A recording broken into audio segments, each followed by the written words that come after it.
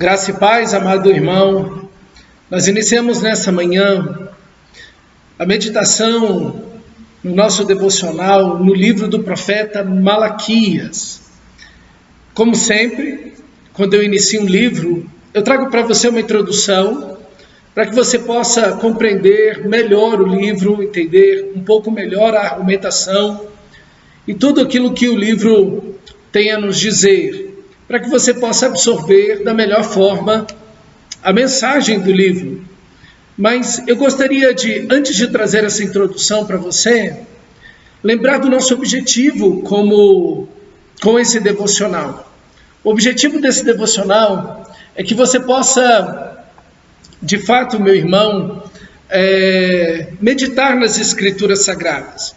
O objetivo do devocional é fazer com que você possa aproximar-se do texto com um pouco mais de confiança, um pouco mais de luz, para compreender o que está ali. Geralmente, quando eu faço o devocional, eu toco em um ponto ou outro, um pouco mais difícil de compreender, trago a mensagem central daquele texto, uma aplicação cristã para você, mostrando como aquele texto pode ser aplicado em sua vida hoje. Mas o objetivo é que você leia o texto, que você tenha contato com o texto, que você possa meditar no texto. A Bíblia foi escrita para ser meditada, a Bíblia foi escrita para que você a leia devagar, uma vez, outra vez, num tom de voz baixo, mas que você consiga se ouvir, e você leia repetidamente as Escrituras, vez tras vez, que você pare diante daquele texto. Às vezes, um parágrafo ou um capítulo, por mais de um dia, às vezes, você volta naquele texto e você lê novamente. Como eu posto os devocionais 3 vezes por semana, mais ou menos, então isso também te dá um tempo para que você fique, às vezes, naquele versículo ou naquele parágrafo por muito tempo, por um pouco mais de tempo. Isso ajuda você a observar o texto, isso ajuda você a analisar seu próprio coração. Olhe para o texto, veja quem é Deus nesse texto, veja como Deus se revela, veja a mensagem central, o que Deus está dizendo nesse texto que você está lendo, nesse versículo, naquela frase, como Deus se apresenta naquele parágrafo, naquele capítulo. Observe o texto, analise o texto, vejam palavras que se repetem, argumentos, imagens, figuras de linguagem que o próprio autor vai trazendo para você. Ore diante desse texto, traga esse texto para dentro do seu coração, confronte seu coração com esse texto. Às vezes a gente quer fugir desse confronto, a gente quer fazer uma leitura assim mais superficial, mais um pouco mais rasa. Não, traga esse texto para dentro de você, permita que aquela mensagem que está sendo falada ali naquele texto confronte você, questione você mesmo. Eu estou vivendo isso? Eu estou andando segundo a verdade desse texto? Quais são os pecados que do meu coração, meus sentimentos, minhas emoções, meu caráter, meu temperamento, quais são os pecados que eu encontro aqui em mim? E traga isso em oração, e diga para Deus, conte para Deus: Deus, olha, o que eu estou vendo nesse texto é que a minha vida não está de acordo com a tua palavra. Olha, eu tenho visto esses pecados, essas atitudes, essas omissões, essas reações, essas palavras, esses sentimentos no meu coração. Senhor, limpa o meu coração, purifica a minha alma.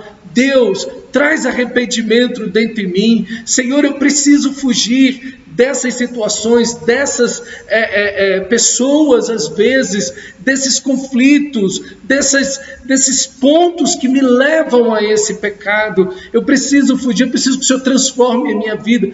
Ore a Deus, traga isso para dentro do seu coração e comprometa-se com a palavra de Deus, comprometa-se em ter as atitudes que o texto sagrado te manda ter, a viver os princípios que esse texto está te chamando a ter. Então vamos lá, que você possa pegar cada livro das Escrituras Sagradas e fazer isso. e ter uma meditação mais profunda.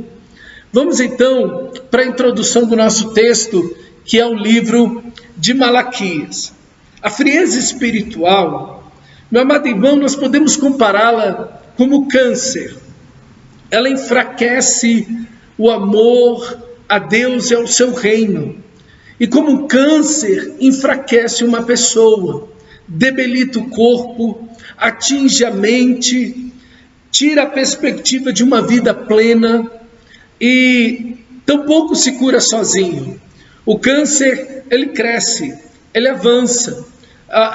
No lugar de curar-se, ao contrário, ele multiplica-se, adentra a corrente sanguínea e vai se espalhando por cada órgão, por todo o corpo. E aí, então, o câncer vai sendo detectado em um órgão, depois em outro, e aí nós vamos vendo a metástase, que já não há mais nada que fazer. O câncer toma conta de tudo na vida do indivíduo. A pergunta que nós temos que fazer diante do livro de Malaquias é: o que acontece quando não amamos mais a Deus? Quais são as evidências, quais as características de que esse amor ao eterno Deus acabou? Mais ou menos no ano 425 é que esse livro de Malaquias é escrito, 425 anos antes de Jesus. O livro do profeta Malaquias foi escrito quase 100 anos depois do livro de Ageu e de Zacarias, que acabamos de meditar neles. O contexto é o mesmo. Israel foi para o cativeiro porque perderam o amor a Deus e amaram os ídolos, a imoralidade e a idolatria. 70 anos depois eles retornam do cativeiro babilônico e retornam por essa infinita e maravilhosa graça de Deus.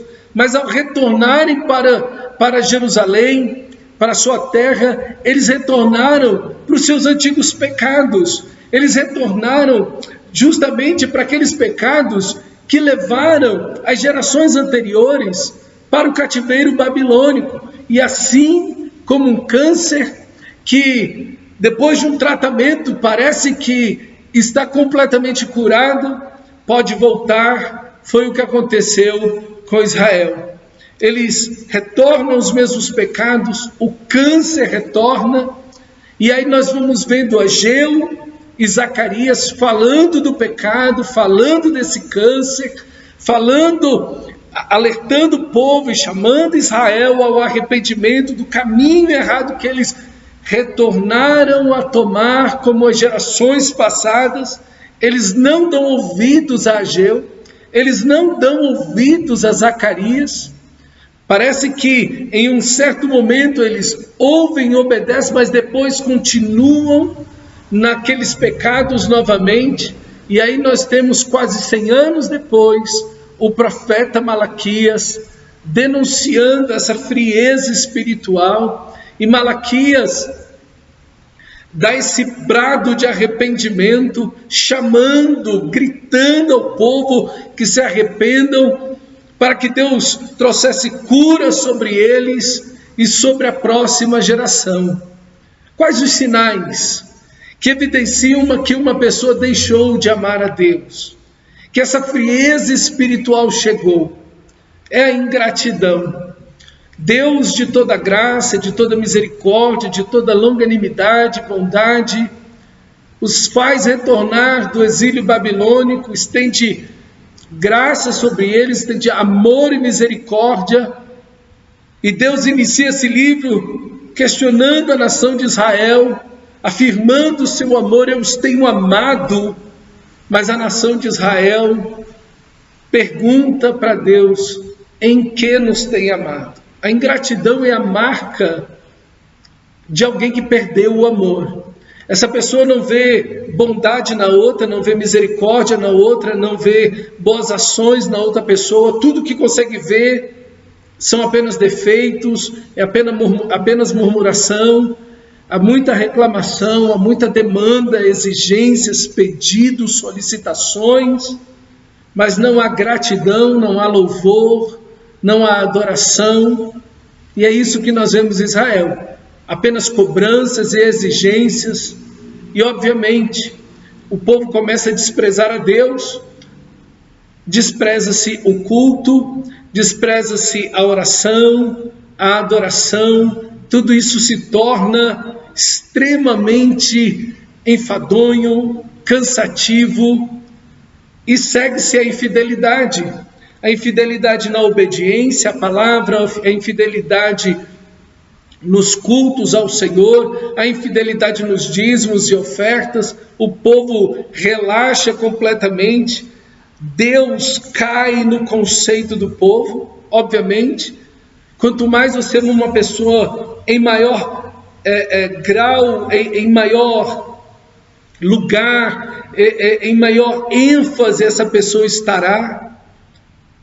Mas quanto menos você é uma pessoa em menor posição ela estará. Então, Deus, que deveria ocupar o lugar mais elevado da vida do povo de Israel, porque Israel não ama o Senhor, que é o grande mandamento: amarás o Senhor teu Deus de todo o teu coração, com toda a tua alma, entendimento e forças.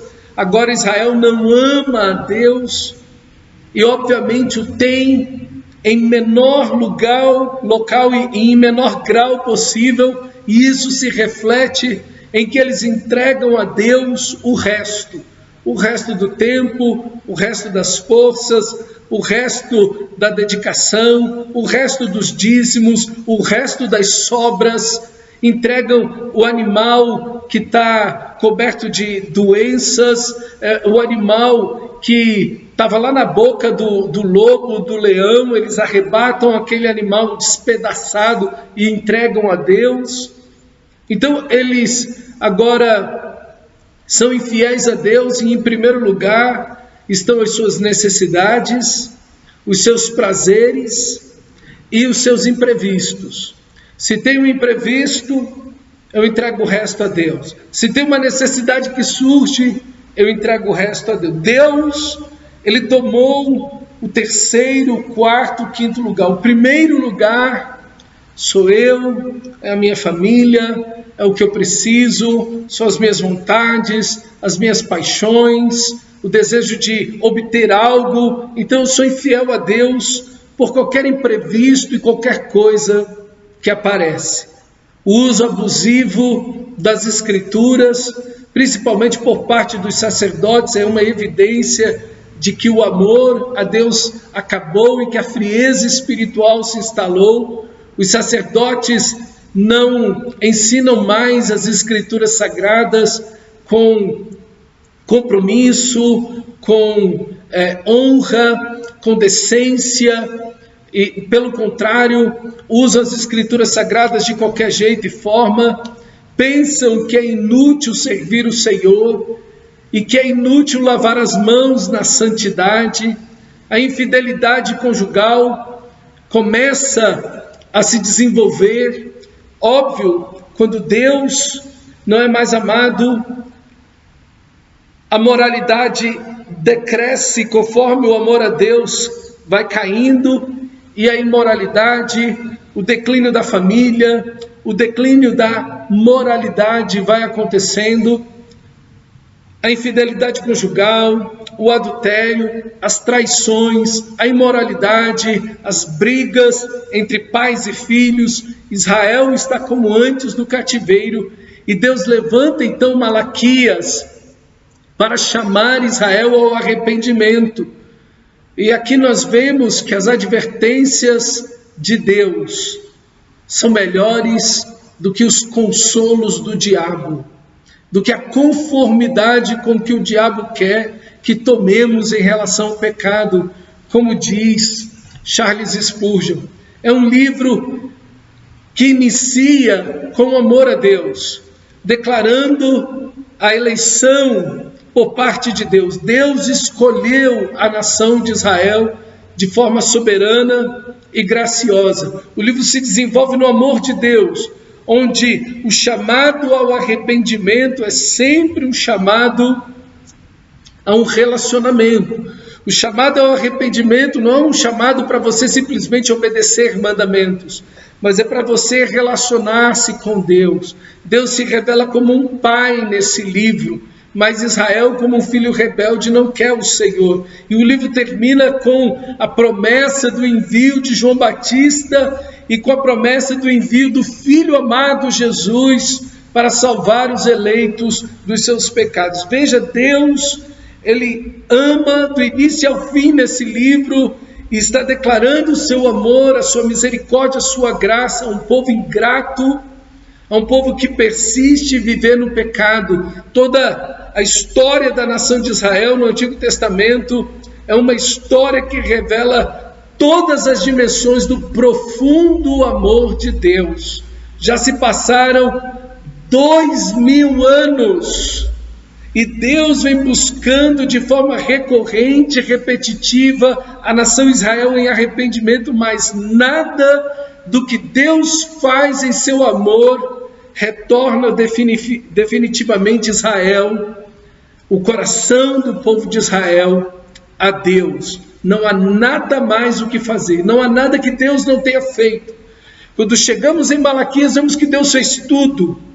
Vemos que Deus exerceu toda graça, misericórdia, favor, bondade em relação a Israel. O que falta agora é Deus enviar o seu único Filho, Jesus. Ele, o nosso Senhor Jesus, é a expressão mais perfeita, plena do amor, da compaixão, da verdade, da vida e do caminho que leva a Deus. Israel daqui por diante, depois desse livro, vai enfrentar 400 anos de silêncio profético. Malaquias é o último profeta do Antigo Testamento.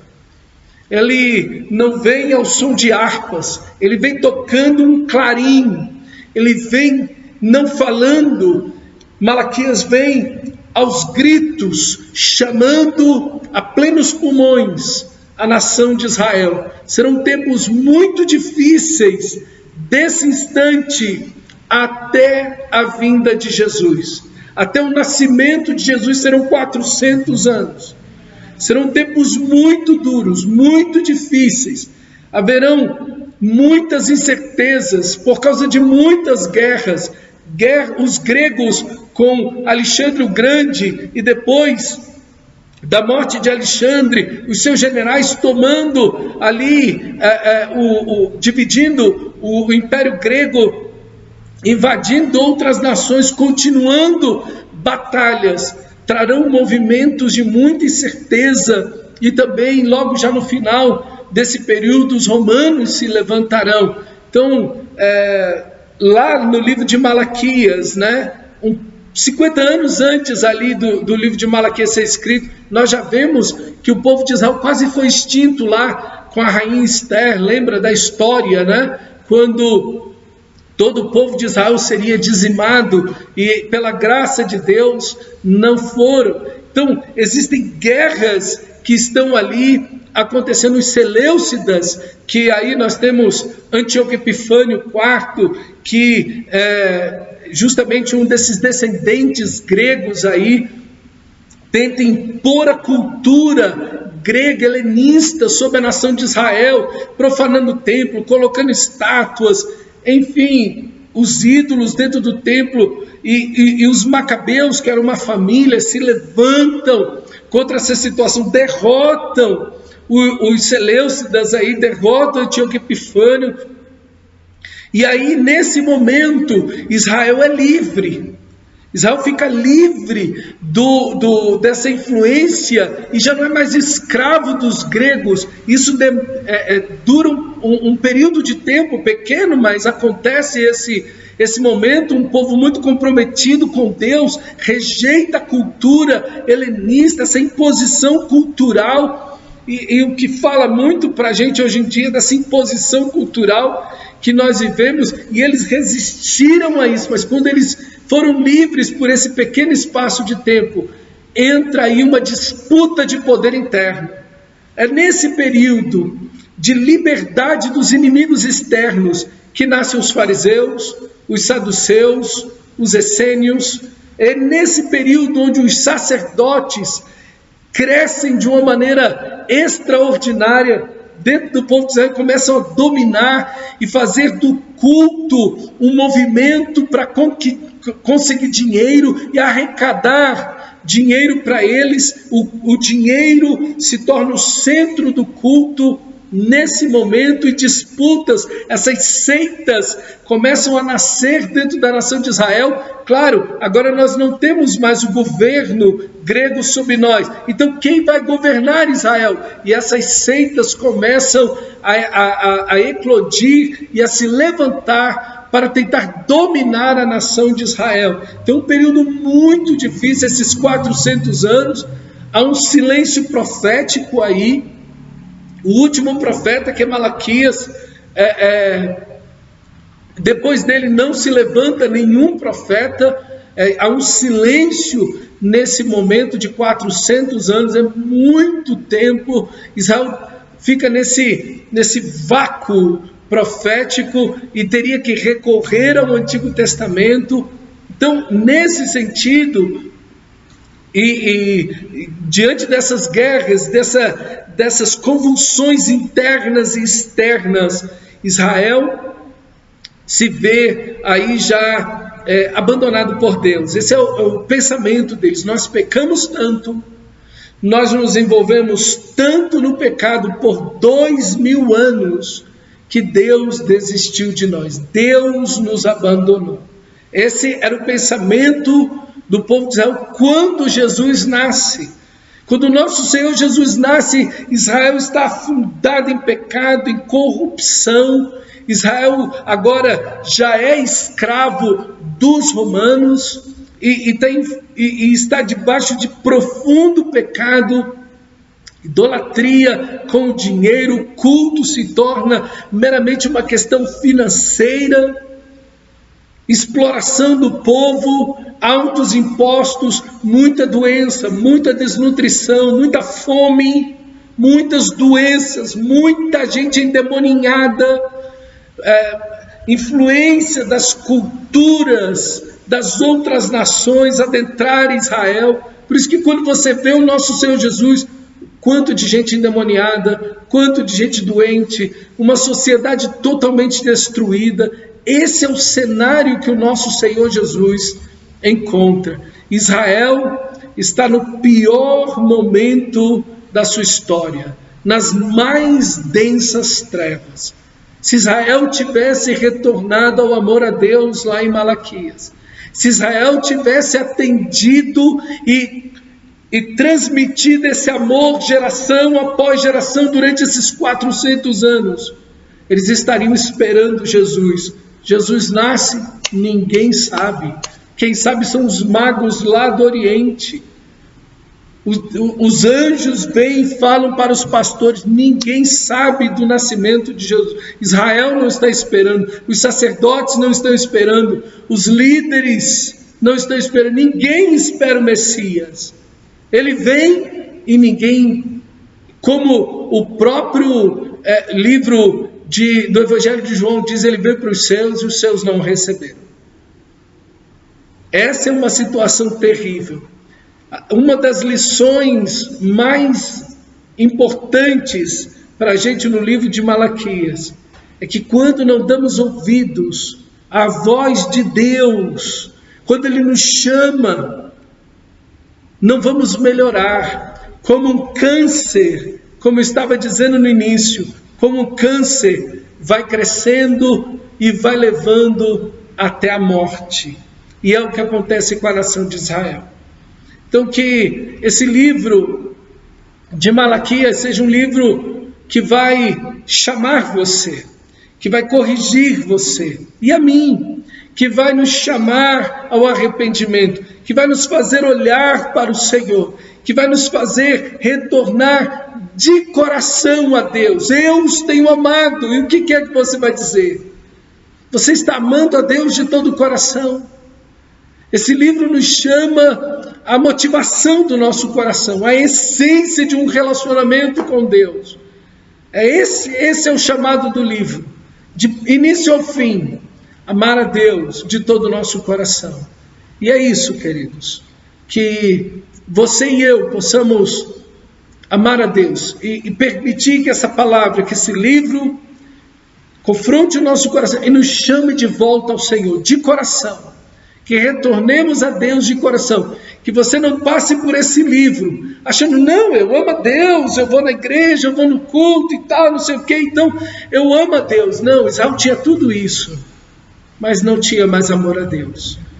E tudo aquilo que eles faziam refletiam uma frieza profunda, uma indiferença profunda em relação a Deus. Que Deus tenha misericórdia de nós, que esse livro nos chame, porque também vivemos momentos difíceis, como o povo de Israel, onde há uma forte pressão cultural, onde há guerras externas e internas, onde há uma batalha que nós enfrentamos em várias áreas da vida, sejam elas sociais, políticas, econômicas, pandemia, enfim. Enfrentamos vários desafios e a única coisa que vai nos segurar na presença de Deus não são bênçãos, não são atmosferas de medo, não, mas um verdadeiro amor ao Senhor. É isso que nos manterá fiéis a Deus, avivados, cheios do Espírito e correndo em direção a esse momento maravilhoso da segunda vinda de Cristo Jesus, que se aproxima.